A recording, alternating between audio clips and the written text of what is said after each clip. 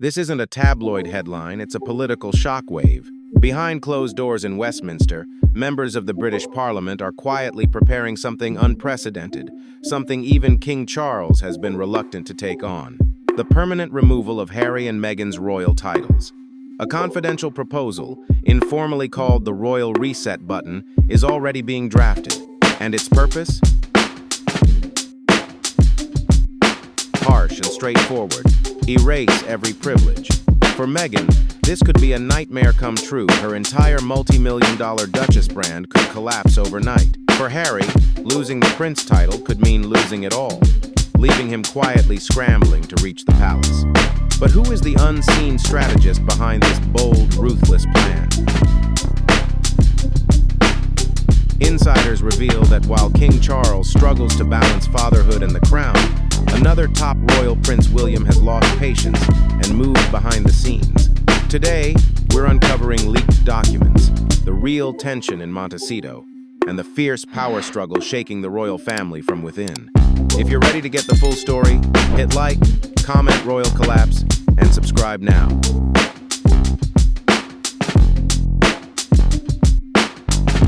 Picture this, not a scene from a long-running TV drama, not a sensational tabloid headline, but a stark reality. Right now, inside the historic stone walls of London's Parliament, a political shockwave is quietly taking shape. For the first time in decades, the elected members of the British Parliament, not the royal family, are preparing to take the unthinkable step: permanently revoke Prince Harry and Meghan Markle's royal titles.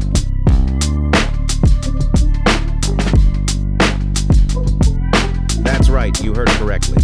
This isn't royal gossip anymore. It's a matter of government.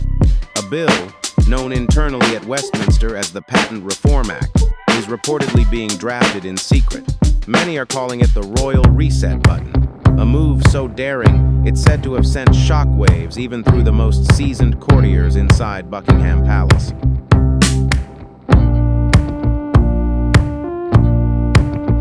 According to those who've glimpsed the early drafts, the aim of this bill is simple but ruthless: to strip away all royal titles and revoke any honors that no longer reflect public service or national dignity. That includes not only Prince Andrew, who has fallen out of favor, but also the Duke and Duchess of Sussex. Harry and Meghan, the couple critics say have spent recent years turning their royal status into multi-million-dollar business ventures.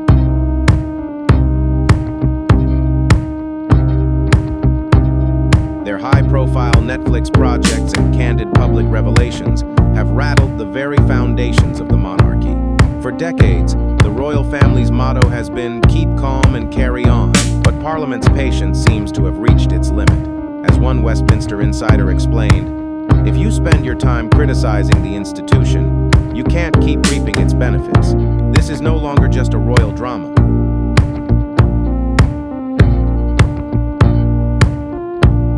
Ladies and gentlemen, this is nothing short of a constitutional earthquake.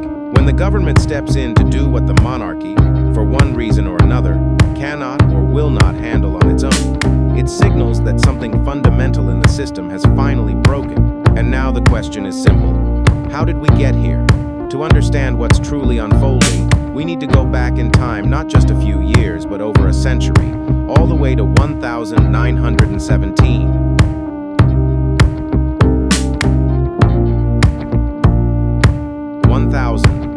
1917. The world was engulfed in war, and Britain was locked in the bloodiest conflict in its history. On the throne sat King George V, the great-grandfather of Queen Elizabeth II. Amid a wave of anti-German sentiment, King George V made a bold, unprecedented move. He changed his family's name from the German Saxe, Coburg, and Gotha to a distinctly English name, Windsor.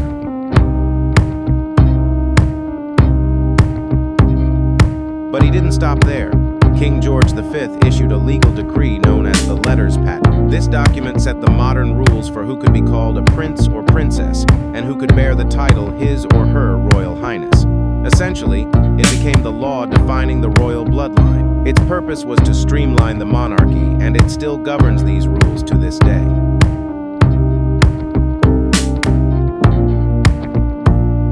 It's this 1917 letters patent that explains why Harry's children, Archie and Lilibet, automatically received the titles of prince and princess when their grandfather, Charles, became king. But now, over a century later, lawmakers are reportedly preparing to rewrite those rules for a modern world, a world of social media, global media deals, and constant public scrutiny.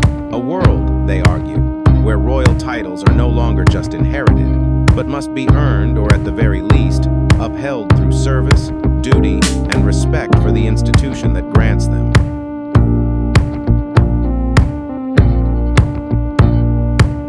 Imagine that.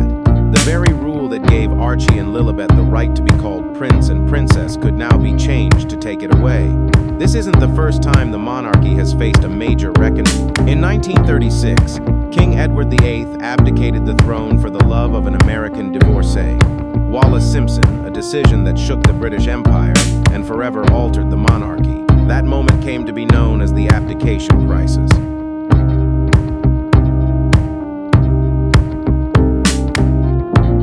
And now, nearly a century later, royal historians warn that another crisis is brewing. This time, it's not about love, it's about loyalty, or more accurately, the absence of it. The British establishment, or at least a powerful segment of it, appears to have decided that being royal is no longer a brand to be leveraged, it is a responsibility. That's why this rumored reform bill carries so much weight.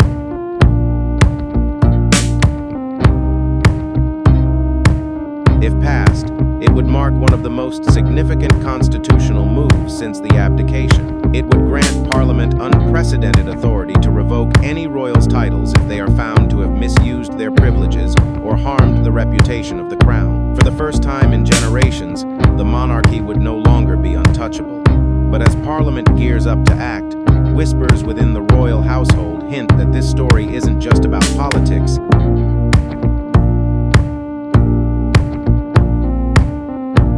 It's also intensely personal. Behind this quiet storm, sources say, stands one central figure, Prince William, the Prince of Wales, the future king. For months, perhaps even years, William has reportedly observed in silence as his younger brother and sister-in-law transformed royal life into a worldwide brand. The revealing interviews, the confessional Netflix series, the explosive memoirs, the podcasts.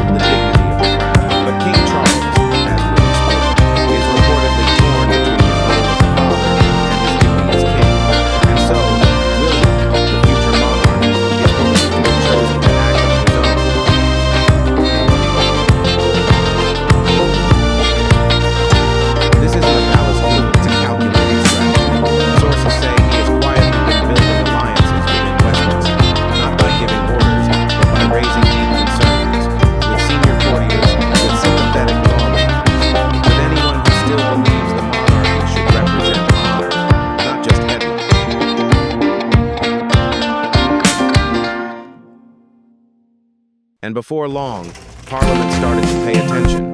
When Prince William acts, he doesn't shout, he doesn't threaten.